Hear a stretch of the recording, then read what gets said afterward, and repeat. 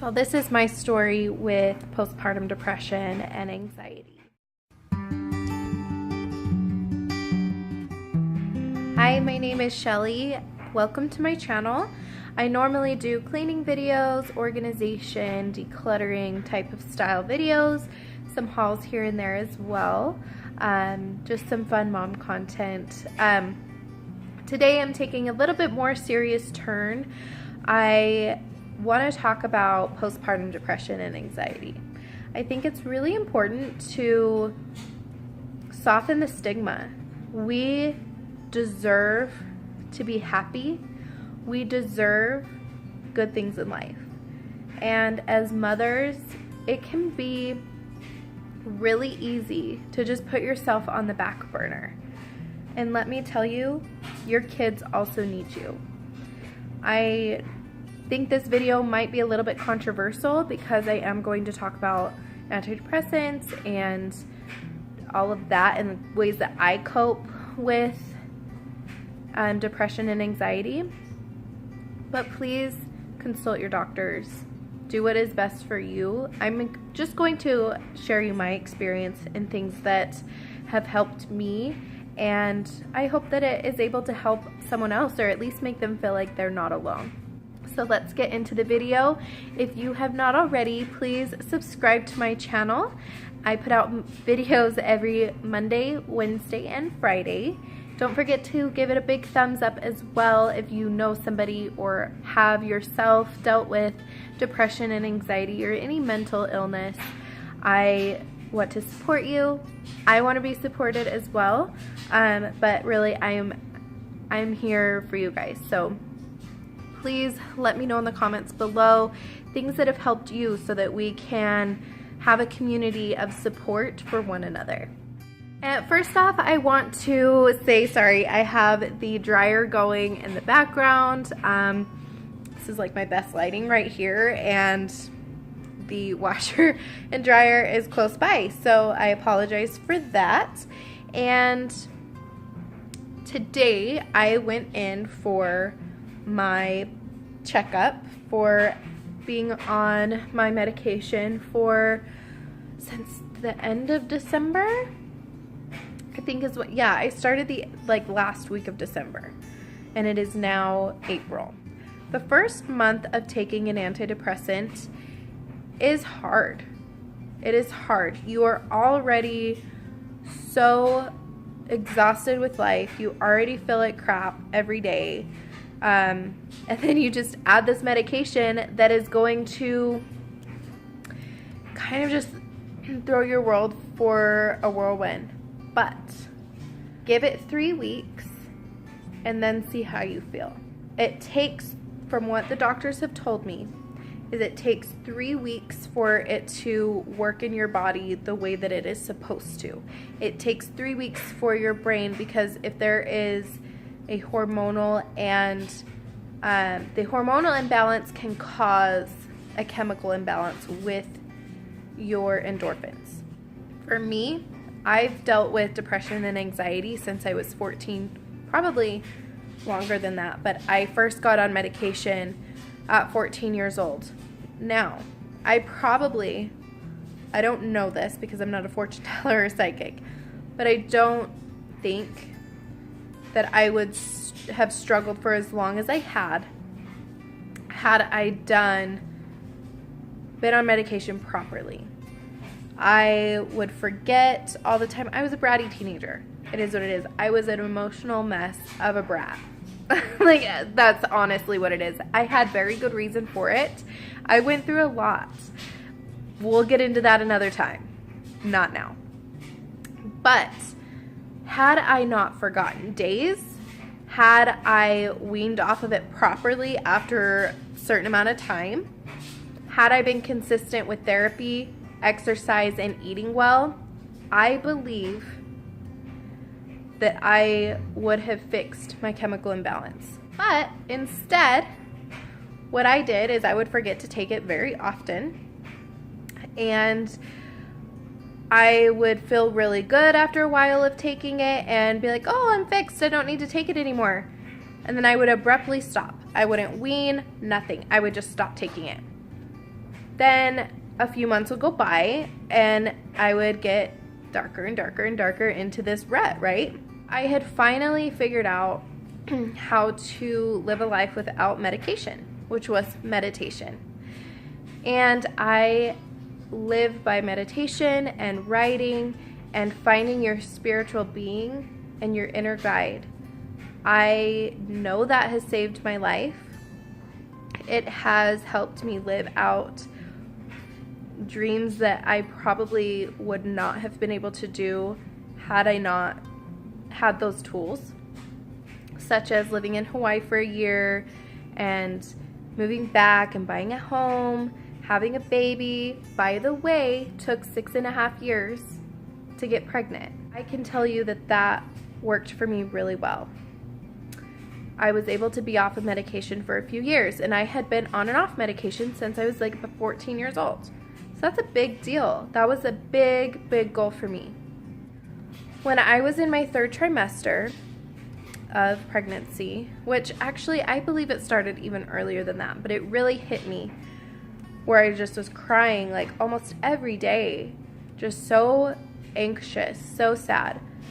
And that is when I filled out the depression test in the midwife's office, and it came back very depressed. And it was suggested that I get on medication, and I declined because I didn't want to harm my baby. I didn't want to take medications. I want to keep things as pure as possible and as healthy as possible for my baby. And I knew, because I've dealt with this for a long time, I knew that I could get through the pregnancy. And I think I went about everything the right way. I was able to get through my pregnancy, and I was excited to be a mom. I loved my baby so much, and I felt so connected to my baby. When the baby was born, I had a pretty traumatic labor and delivery. I had an emergency C-section. Again, I will tell that story another day.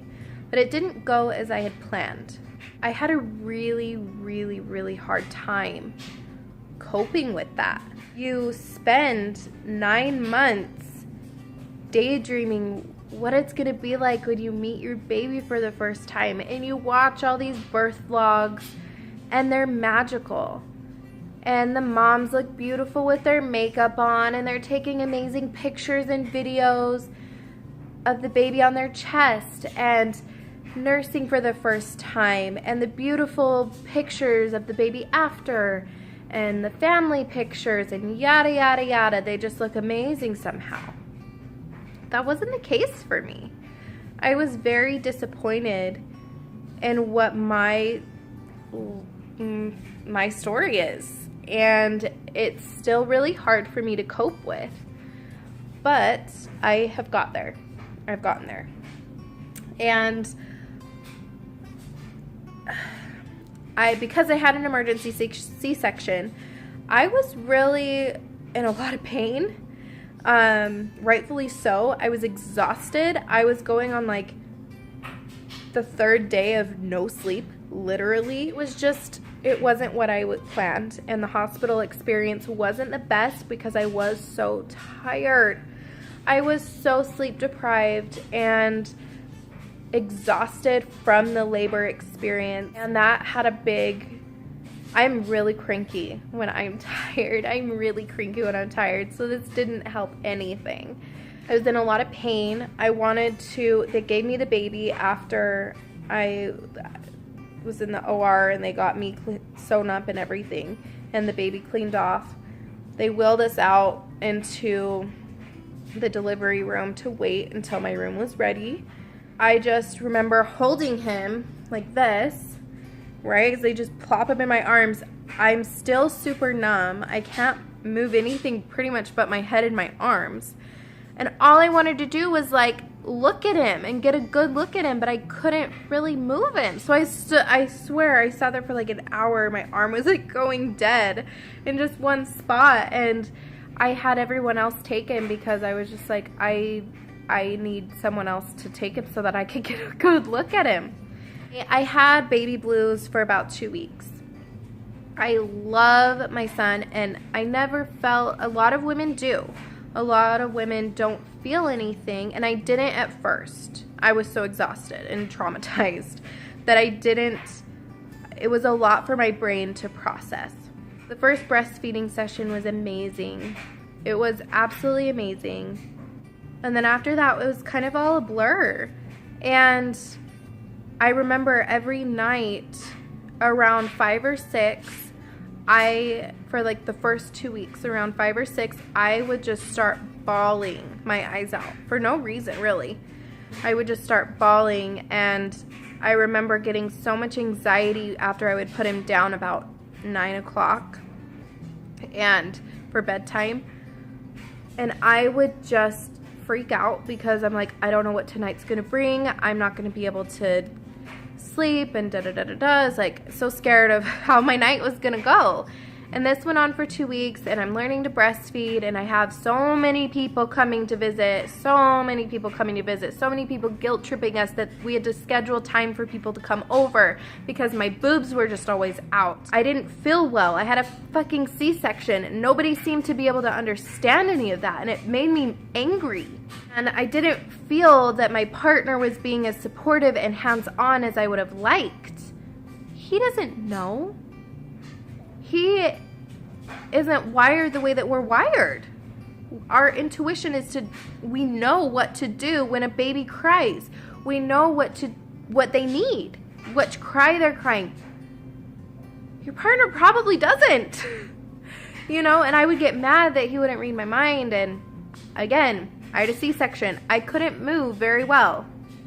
And I had to ask him for everything, and I am such an independent person, and I hated that. I hated that my independence was being ripped from me after my body had just went through such a transformation, and then I felt that it failed me because it couldn't deliver the baby the way that we had planned. And then I couldn't move. I couldn't take care of myself the way that I wanted to. I couldn't take care of my son the way that I wanted to. That was excruciating for me to deal with. Anyway, I got over it. I started to go for walks. Once I was able and got the okay, I would eat healthy, and I was breastfeeding like a champ, and everything was going great. I was getting through it. And then I went back to work. After 10 weeks postpartum, I went back to work. That is when it all started. I just remember thinking, oh, I made it, right? Like, oh, I thought I would have to get on medication. Like, I'm good. I'm fine. I don't need any of that. Like, I have my baby. Everything's going to be fine. I went back to work, and I had extreme postpartum, like, separation anxiety. I hadn't left him for more than 2 hours, and that was only one time because I was trying to prepare myself for going back to work. And I wanted to know what he was doing at every second of the day. I wanted to know how much he was eating, how much this and that, da-da-da-da-da, when did he sleep, when did he cry? Like, I wanted to know everything. That was hard because you can't. You have to let go of that control. You have to say, okay, these are the rules. This is the schedule. Do you agree to it? Okay, great. This is what it is. It was a family member who watches our son, and I'm so grateful to her. I'm so, so grateful to her. They have an amazing relationship. It saves us so much. I love that I get to work. I love that I get to be me. I mean, I'm happy that we made it through that, but it wasn't up until recently, after I had been on medication, that I finally just released the resistance and released the control that I needed. Because, for one, it wasn't working. Like, they're going to have a different relationship and bond with that person. And your schedule at home is going to be very different than their schedule there. And you can have, their eating times and nap times be around the same time, but you cannot dictate everything that they do. That took a lot for me to understand. Now that I understand, I feel so much more free, so much better. But I was so blocked from that. It took a lot to get to that point. Around the holidays is when I really noticed that I was getting really bad. Let me just set the tone. I used to be super spontaneous, super adventurous in everything. I didn't want to do any of that since like my 3rd trimester. I just wanted, actually my whole pregnancy, I just hibernated. I was a recluse. I didn't go anywhere. And the holidays came, and the holidays are a tough time for me anyways. I was a wreck, to say the least, and I didn't enjoy my son's first holidays, any of them. They were all horrible for me. I was angry all the time, irritable. It just was getting worse and worse every day. My poor partner, I hated him. I tried really hard to appreciate him and think of all the good things because I wanted to love him. I wanted to feel the love, right? But I hated him. The only person that I wanted to be around was my son. Now, a lot of postpartum stories that I've heard is that they don't have an attachment to their child and that they feel bad feelings toward their child. A lot of it they do feel about their partner too, but for me, I loved my child so much, and he was the only thing that made me happy. But that's not healthy. You are responsible for your happiness, not your child, not your mom, not your dad, not your grandma, not your dog. You are responsible for your happiness. You need to ask for help.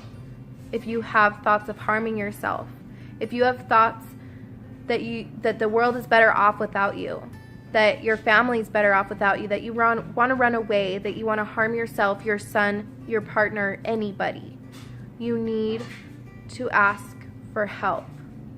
If you wake up every single day upset at nothing, that feels like everything, and it's not going away, and you've tried exercise, you've tried eating well, you've tried to pep talk yourself, you've tried writing it down, you've tried talking to a friend, you need to ask for help. It is okay. Your family needs you. And the way that you can be the best person that they need is to be the best person that you need. You need to love yourself. You need to feel that love, that gratitude. And if there is something blocking you and you are just not able to, you need to ask for help. You are worth it. You are worth it. Your kids are worth it. Your husband, your partner, your whatever is worth it. There is so much life out there. I feel so much better. Now let me tell you, I thought, because I'm kind of an expert with depression at this point for myself, not for anyone else, but for myself, I thought I just had anxiety, or I just was irritated, or I felt that my feelings of irritation were valid, which they were, but they could have been minimized. They could have been minimized, and I could have handled them a lot better, and the things that bothered me then don't bother me as much now. I'm able to see the bigger picture, and I'm able to feel it. I always was able to see it, but I wasn't able to feel the joy. And I am now. That is amazing, right? Everybody deserves that. They do. Let's give love to the world, but how do we do that if we don't love ourselves? Like, let's love ourselves. It's okay. It's okay to love yourself. It's the only way you're going to be able to love anyone else. Honestly, when you have the feeling, pay attention to the feeling, not what's in your head. If you feel down, why do you feel down? Where do you feel it? What does it look like? How does it feel? Does it feel painful in your chest, in your throat, in your stomach? Is it a burning sensation? Do you see the color red? Go through that. And then say, this is why I feel that way, and I'm willing to let it go. And then say, I want to feel joy. I want to feel loved. I am loved. I am joyful, and I am bringing joy to my life and to others. Even if you don't believe it in the beginning, just continue to say it. Write about it. If these things are not working, ask for help. It's okay to get on medication if you need to. It is okay. Manage it properly with your doctor or midwife or whoever that you go see to have this done. Go to a therapist. There's online service resources. Use them. It's important. You're important. I'm here to tell you it gets better, and I'll keep you posted on this journey. I started taking at the end of December, and it is now the beginning of April, and I feel amazing. I have bad days still, okay? I have days where I'm comparing. I have days where I feel guilty about certain things, or somebody treats me wrong. You know, someone cuts me off in traffic when I'm running late. Like, I still have those things, but it's just returning to a place of love for yourself and for the world much sooner. Read some self-improvement books, how to cope, look up meditations, do your research on that. You know, you might not need to get on medication. Of course, always consult your doctor. I'm not an expert. I'm just telling you my experience. And I am feeling so much better, like a new person, back to myself. And now I'm not breastfeeding anymore, and I just feel like I'm getting my body back, and I can really be my own person. And that is so freeing. It's possible to get through it, and I wish I would have gotten help before the holidays so that I could have enjoyed the holidays. It was his first Christmas, his first everything, and I hated every second. I was just like running through my checklist. Okay, we gotta go here, we gotta go there. I gotta buy this, I gotta buy that. I gotta wrap this, I gotta do this, cook this. I was just running on wheels and just getting everything done, and I wasn't enjoying anything. But you can enjoy life. So take this with what you will. Let me know, how long postpartum are you? Are you dealing with something similar? And what helped you? Thank you so much for watching, you guys. I hope this video helped you in any way. I will link resources below, things that have helped me, hotlines, you name it. I would love to hear your story. Please let me know. We're not alone. We're not. You're not alone. I'm not alone. We are all in this together. More women than you know go through this, and we keep so much shit together, but it's okay to fall apart. I know this is so chatty and ridiculous, but I had to get it off my chest. For whoever wants to listen, for whoever needs it, you are worth it. You're worth it. Okay?